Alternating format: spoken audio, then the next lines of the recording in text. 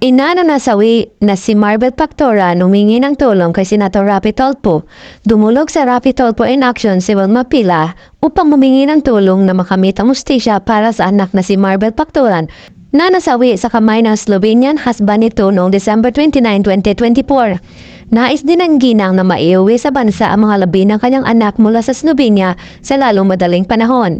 Sa naging panayam kay Department of Foreign Affairs Undersecretary Eduardo de Vega, sinabi nitong kasalukuyan ng iniimbestigahan ng mga otoridad sa Slovenia ang insidente at kasalukuyan na rin umanong nasa mental facility si Metha habang isinasagawa ang legal na proseso ng kaso laban dito. Nangako naman si De Vega kay Senator Rapi Tulfo na nakaayos na ang mga papeles ni Marbel na sa loob lamang ng 5 hanggang 7 araw ay maiuwi na ang mga labi nito pabalik sa Pilipinas.